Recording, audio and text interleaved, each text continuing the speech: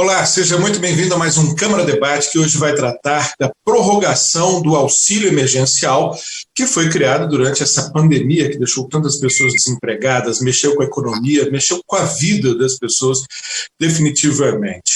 Chegou, portanto, ao Congresso a medida provisória número 1000, que trata do assunto, que por um lado deixa muitas pessoas felizes com a notícia da prorrogação, mas por outro deixa muitas pessoas tristes com a notícia de que a prorrogação proposta pelo governo é da metade do valor que vinha sendo pago. Esse se tornou o grande debate, o valor, mas a gente vai tratar de outros assuntos, afinal de contas, se trata também de impactos fiscais, né, impactos para as contas públicas desse valor e todos os outros elementos. Para debater o assunto, a gente convidou o deputado Camilo Capiberibe, do PSB do Amapá. Foi um dos primeiros a apresentar ali uma emenda para que o valor retorne aos R$600, que é o que está vigorando até hoje. E convidamos também o deputado Paulo Ganimi, do Novo, do Rio de Janeiro, ele que é o líder da bancada e foi um dos únicos a topar falar do assunto, a falar contra o aumento, né? Porque nesse período de eleição, ninguém quer falar de redução de benefícios. O deputado teve coragem, ele que nunca corre de um bom debate, está aqui conosco. Quero agradecer muitíssimo a ambos por terem aceito nosso convite. Não foi um debate fácil de montar, apesar de ser um dos assuntos mais importantes da agenda do Congresso, da agenda do país ultimamente. Vou começar então pelo deputado Camilo Capiberibe, perguntando sobre essa emenda, essa proposta de que se retorne aos R$600, e a grande questão subjacente é isso não impacta demais as contas públicas, a gente que já está caminhando aí para 1 trilhão de déficit durante esse ano? Eu quero saudar a Lincoln, que está mediando, o deputado Paulo Ganimi, que é líder do Partido Novo. Veja, impacto originalmente, quando o auxílio emergencial foi aprovado na Câmara, é bom lembrar que ele foi fruto da votação de uma iniciativa que foi do Congresso Nacional, foi um projeto de um deputado federal que foi aprovado, depois sancionado pelo presidente. Ele queria dar um auxílio emergencial de R$200 originalmente, é importante dizer isso. Depois nós levamos, através de uma pressão política muito grande, porque sabíamos que R$200 era insuficiente para 500, finalmente o presidente entrou ali na reta final para poder se associar com aquela iniciativa e levou para 600. Custo original de 98 bilhões, nós já estamos em 5 meses em 254 bilhões. Qual é a questão? Porque realmente o custo é alto. No entanto, nós com isso reduzimos o impacto na queda do PIB do Brasil. Isso tem um impacto muito grande do ponto de vista econômico da retomada, desde que o governo federal tem um projeto para 2021. Nós estamos em 2020, o governo federal, infelizmente, nesses últimos 1 ano e 8 meses até agora, não apresentou um projeto para o país. Ele quer fazer reformas, quer cortar gasto, mas ele tem ali, na verdade, essa contradição entre, de um lado, querer cortar gasto, do outro, gostou da popularidade, quer manter. Então, assim, o impacto já vai ser grande em R$300, mas ele vai ser insuficiente para garantir a vida das pessoas até o final do ano. Eu acho que a gente já chegamos até aqui. Se conseguirmos reduzir a queda do PIB, eu acho que o retorno para esse endividamento vai ser maior do que o impacto fiscal que ele vai ter. Deputado Paulo Ganimi, como foi colocado pelo deputado Camilo Capiberibe, a gente teve aí uma queda do PIB expressiva, né, algumas estimativas da ordem de 10%, mas comparado com alguns outros países, para citar ali Reino Unido, Índia, a queda do PIB foi o dobro, né, na casa dos 20%, e o auxílio emergencial, como dito, teria sido um dos motivos para a gente não ter tido um resultado muito pior. Isso não, digamos assim, sensibiliza o senhor, que a gente sabe tem uma preocupação especialmente com as contas públicas e como isso deve impactar, especialmente no mercado que acaba financiando o governo por meio da compra de títulos? Lincoln, o auxílio emergencial foi muito importante. O Novo foi favorável ao auxílio emergencial. No momento em que a população não podia ir às ruas para trabalhar, não podia ir para o seu trabalho, conseguir garantir seu sustento por conta da pandemia e até mesmo por conta de decisões do governo, e aí governo em todos os níveis, né, municipal, estadual e federal, que exigia que a população ficasse em casa, e eu não estou nem questionando essa definição, não. Acho que teve um momento que era realmente necessário restringir ao máximo possível à circulação. Então, a população não conseguia fazer com que a economia rodasse. A população não conseguia garantir seu sustento por conta própria. Faz parte, é papel do governo, nesse caso, devolver para a população o dinheiro que o governo tira da população mensalmente. Lembrando que quem produz riqueza é um indivíduo, são as pessoas, são as empresas. O governo ele retira, através da cobrança de impostos e outros tributos, esse dinheiro do bolso do cidadão. Quando o governo impõe que as pessoas, de forma legítima, reforçando isso, tenham que ficar em casa e não possam trabalhar, acho que é natural que o governo devolva parte desse dinheiro para a população, principalmente para a população que mais precisa. Por isso o auxílio emergencial, por isso o auxílio também aos estados e municípios, o auxílio a algumas atividades econômicas, justamente porque a gente não tinha economia circulando naturalmente. Agora, o problema todo é que esse dinheiro, como eu falei, ele é retirado da população e é devolvido para a população. Tem uma hora que o dinheiro acaba, né? E, na verdade, a gente sabe muito bem que parte desse dinheiro ele acabou antes dele existir, porque, na verdade, a gente está se endividando, aumentando o endividamento público para garantir esse auxílio emergencial. Quando a gente aumenta o endividamento público, quem é que vai pagar essa conta? É a própria população. E boa parte, se não for a maior parte, é essa população mais pobre que vai receber o auxílio emergencial. O que seria o ideal nesse momento agora? Não estou falando do inicial, que realmente o auxílio emergencial foi a melhor saída. O mundo ideal agora seria a gente conseguir enxergar dentro das categorias aquelas que voltaram a trabalhar, aquelas que não voltaram a trabalhar, aquelas que voltaram parcialmente, aquelas que voltaram um pouco mais, um pouco menos, e falar, olha, o João merece receber 600, porque ele não conseguiu voltar a trabalhar nada. A Maria merece receber 400, porque ela voltou um pouco. O Rafael, 200, porque ele voltou boa parte da atividade dele. E o André, 0, porque ele já voltou a trabalhar como um todo. Essa seria a política pública ideal agora, que a gente conseguiria talvez garantir que uma parte continuasse recebendo R$600 e uma parte que já conseguiu voltar à sua atividade econômica não recebesse nada. Só que a gente não tem esses dados, né? A gente não tem essa informação. Então a gente precisa focalizar de alguma forma. Infelizmente, a melhor forma que o governo teve é, olha, não dá para prorrogar por mais 4 meses R$600, não tem dinheiro. Se a gente fizer isso, o endividamento público vai ficar gigantesco e é essa população que vai pagar a conta depois, pagar diretamente através dos impostos que vão ter que arcar para pagar essa dívida, tirando dinheiro também de outras atividades, que vai justamente, principalmente para essa população mais pobre, e arcar indiretamente. Por quê? Porque a economia não vai retomar. Endividamento alto significa o quê? Significa também falta de credibilidade para o governo, chance de quebrar, de moratória. Com isso, aumenta juros, aumenta dívida, tudo isso. Então, assim, no mundo ideal, você me perguntar, poxa, Paulo, como pessoa física, né, eu, Paulo Gustavo, né, não deputado, você gostaria de manter R$600? Adoraria. Sei que muita gente precisa desse dinheiro. Agora, eu como deputado, como gestor, como responsável também, direta ou indiretamente, pelo país, eu tenho que ser responsável. Eu tenho que saber que o dinheiro não nasce em árvore, não dá para imprimir moeda, como alguns defendem. Perfeito. Deputado Paulo Ganimbi, obrigado. Eu vou devolver para o deputado Camilo Capiberibe, aproveitando um gancho que o senhor colocou aí, que já era objeto da minha próxima pergunta, que é a possibilidade de um escalonamento. O senhor, em boa medida, já respondeu dizendo que a gente não tem esses dados, mas a gente tem alguns dados. Não é possível trabalhar com esses dados. A gente sabe, por exemplo, que alguns segmentos da economia tiveram, surpreendentemente, um desempenho até melhor. Vou dar um exemplo aqui qualquer. O segmento de fabricação de ferramentas para que as pessoas façam as coisas em casa, por exemplo. Todo mundo em casa, muita gente foi lá, comprou. Esse segmento não está conseguindo entregar de tantas vendas. Outros segmentos estão numa situação de penúria completa. Vamos dar aí o exemplo de turismo. Eventos está conseguindo se reinventar.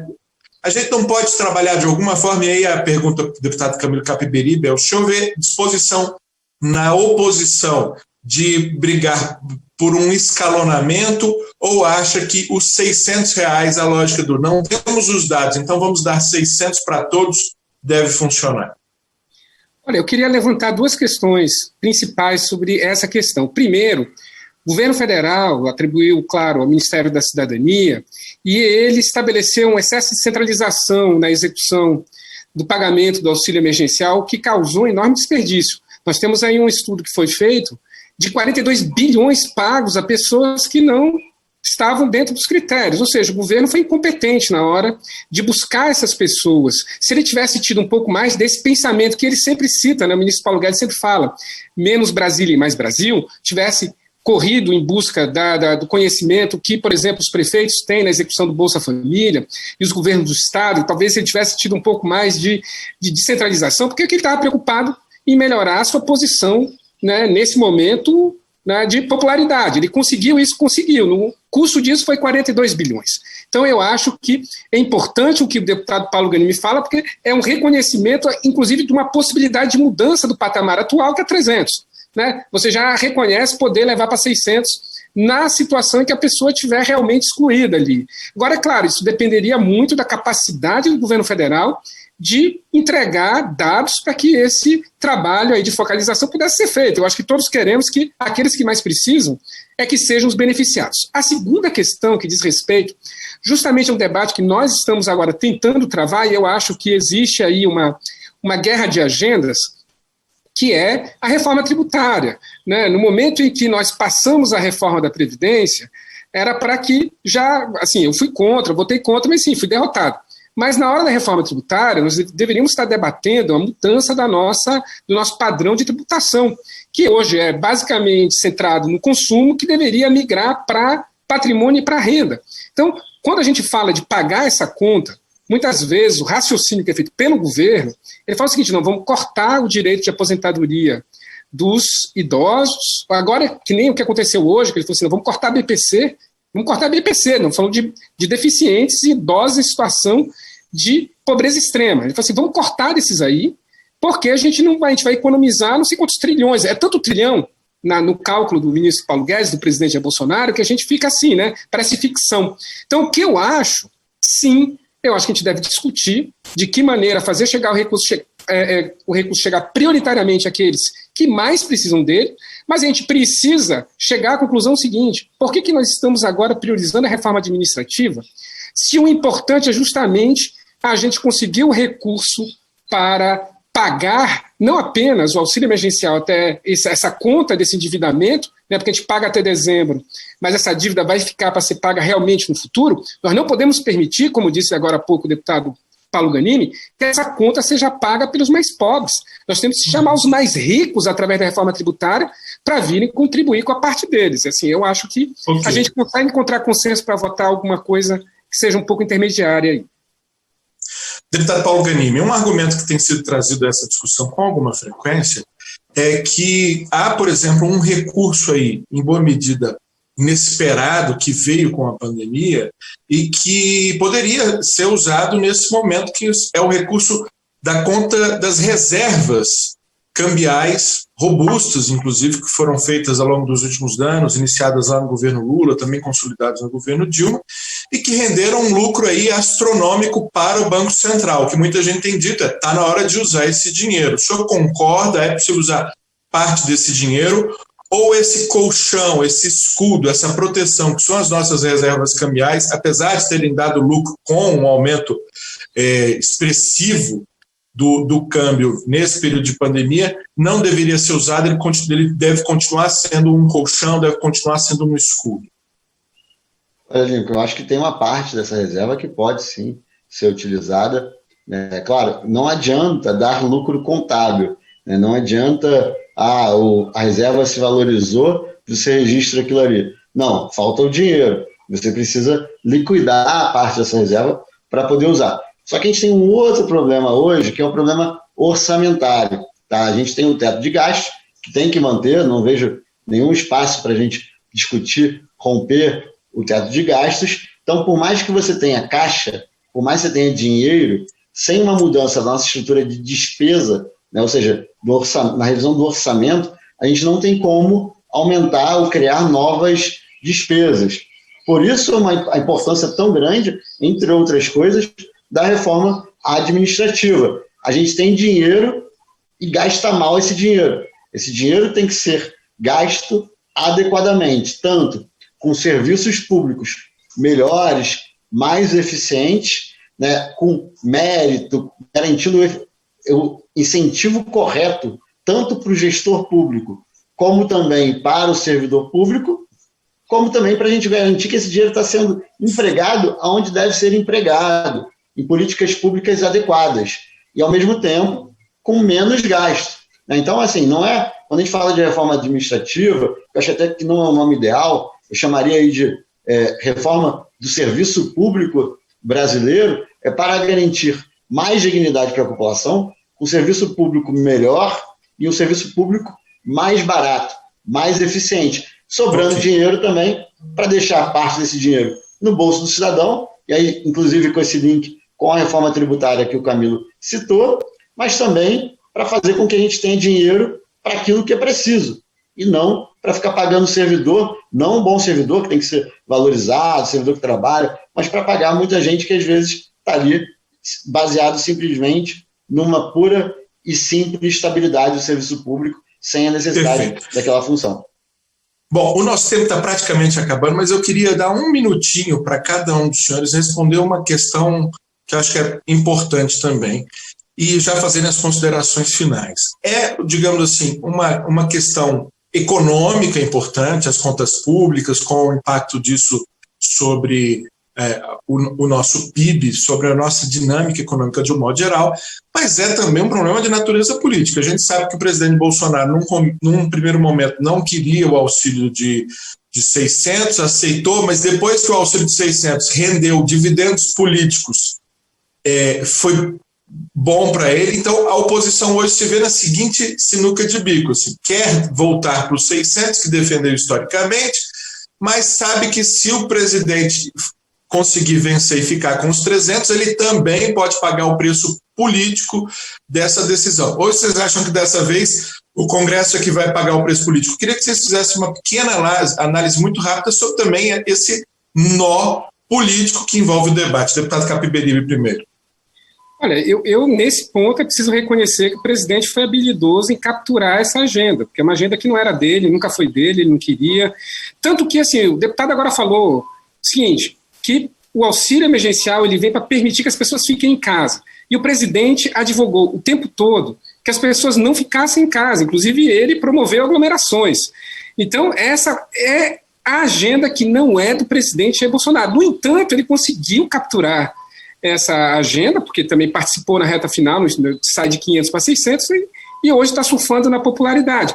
No entanto, o presidente é prisioneiro dos compromissos ali da Faria Lima, que ajudaram a eleger ele, que sustentam ele politicamente. Vamos lembrar que tem 50 pedidos de impeachment contra o presidente, mas essa expectativa de que ele vai promover reformas, que são reformas para trazer recurso, digamos, para o Estado, cortando daqueles segmentos que não são os privilegiados. Eu até defendo a reforma administrativa, mas não é essa que foi mandada pelo presidente. Uma que corte para cima, corte quem recebe acima do teto de gastos. Essa que ele mandou, essa daí eu sou completamente contrário. Se ele tivesse mandado uma justa, que fosse de cima a baixo, e sendo realmente coerente, poderia se até discutir, mas essa dele aí é mais do mesmo. Então eu acho que o presidente Jair Bolsonaro ele vai brigar pelos 300, porque ele não tem mais essa alternativa, e a base dele vai ter que votar nos 300, e nós vamos derrotá-lo, porque os deputados vão ficar com receio, como ficaram de vir aqui. Parabéns ao deputado pela coragem, deputado Paulo Ganimi, e vamos aprovar 600, e aí vai ser essa disputa novamente de narrativas, mas assim, o Congresso dessa vez, ele tem toda a razão, apesar dele não ficar com mérito. Deputado Paulo Ganimi, peço a sua avaliação e agrego a pergunta, o senhor acha que no final das contas vai ser 600 ou vai ser 300? Apesar da sua posição. Bom, primeiro vou convidar aqui o Camilo a assinar nossas emendas, que incluem os altos servidores, os membros de poder na reforma administrativa, que eu concordo que os membros, principalmente do judiciário, que são os que estão mais acima do teto são muito beneficiados e deveriam estar incluídos nessa reforma. Se vai ser 300 ou 600, mais uma vez, eu acho que a gente tem que ter responsabilidade fiscal, né? Os números vêm do governo. O governo está dizendo que não tem espaço fiscal e eu acredito que não tenha para ser mais do que R$300. O ideal, como o Camilo falou, acho que a gente concorda nesse ponto, seria um número escalonado, para o setor adequado. Porque mesmo que tenha espaço fiscal, né, você está falando o seguinte, se eu der demais, tem espaço, mas depois eu vou estar endividando e gerando dívida para o futuro. Então essa é a discussão que a gente tem que ter. Eu acho que a gente deveria fazer um escalonamento agora e reduzindo gradativamente o auxílio emergencial. Quanto à questão política, Lincoln, sinceramente, eu não estou preocupado com isso. O Novo não é nem base, nem oposição ao governo. Eu acho que a gente tem que decidir tecnicamente o que é o melhor para o país e o que é melhor para o povo brasileiro. Sendo melhor, se vai ser bom para o governo ou ruim para o governo, ou para o presidente da República, eu não me importo. Eu quero que a gente tenha uma gestão que seja boa para o Brasil e para o brasileiro. Se isso vai gerar lucros ou vai gerar prejuízo para a imagem do presidente, problema dele. Se ele consegue se beneficiar, mérito dele, parabéns. Se ele vai se prejudicar com isso, azar, é parte do jogo político. Eu quero que o Brasil avance, não custe o que está, porque tem coisa que não faz sentido também avançar, né? Mas independente de qual vai ser o impacto político para o presidente da República. Perfeito. Eu quero agradecer muitíssimo mais uma vez, deputado Camilo Capiberibe, PSB do Amapá, deputado Paulo Ganimi, novo do Rio de Janeiro, líder da bancada. Como disse, não foi fácil montar, né? Os deputados estão ali em período de convenção e também tem toda a sensibilidade que esse tema traz, mas os dois toparam, aceitaram conversar, aprofundar com a gente. Tenho certeza que vão, em outras oportunidades também, e principalmente no plenário, verbalizar e discutir, construir a melhor saída. Muitíssimo obrigado mais uma vez a ambos e obrigado a você que nos acompanhou aqui pela TV Câmara, pela Rádio Câmara, pelas redes sociais da Câmara dos Deputados. Até uma próxima oportunidade do Câmara Debate e acompanhe o debate, a deliberação, porque esse assunto mexe definitivamente com a sua vida, receba ou não o auxílio emergencial. Até mais.